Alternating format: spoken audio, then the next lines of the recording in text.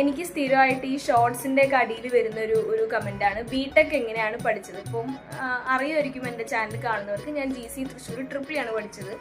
അപ്പോൾ എങ്ങനെയാണ് BTech study tips എന്തെങ്കിലും ഉണ്ടോ, എങ്ങനെയാണ് എക്സാംസ് ക്ലിയർ ചെയ്തിരുന്നത്, എങ്ങനെയാണ് ലാബ് പഠിച്ചിരുന്നതെന്നൊക്കെ ചോദിച്ചിട്ടുണ്ടായിരുന്നു. സോ ഈ ബിടെക് അല്ലെങ്കിൽ നമ്മൾ എഞ്ചിനീയറിംഗ് എന്നൊക്കെ പറയുമ്പോൾ ഒരിക്കലും നമ്മളൊരു സ്കൂൾ വേ ഓഫ് സ്റ്റഡീസ് അല്ല.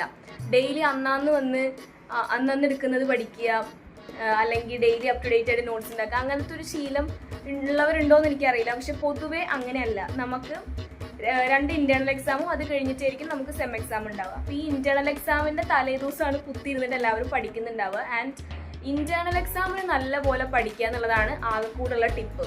കാരണം സെം എക്സാമിന് പഠിക്കാം എന്ന് വിചാരിച്ചിരുന്നു കഴിഞ്ഞാൽ നമ്മുടെ ഇന്റേണൽ എന്ന് പറയുന്ന ഒരു സാധനമാണ്. അപ്പോൾ ഇന്റേണൽ മിനിമം നമുക്ക് 35 ഉണ്ടെങ്കിൽ സെമസ്റ്റർ എക്സാമിൽ നമ്മൾ 40 വാങ്ങിയാൽ നമുക്ക് ടോട്ടൽ 75 വന്നിട്ട് നമ്മൾ പാസ് ആവത്തുള്ളൂ.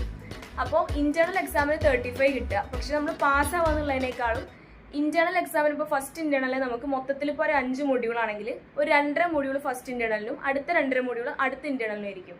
അപ്പോൾ നമ്മൾ ഈ 2.5 കറക്റ്റായിട്ട് അവർ പറയുന്ന സിലബസ് കുറച്ച് വളരെ കൺസ്ട്രെയിൻഡ് ആയിട്ടുള്ള വളരെ കുറച്ച് പോർഷൻസ് മാത്രമേ നമുക്ക് ഇന്റേണൽ എക്സാമിന് ഉണ്ടാവുള്ളൂ.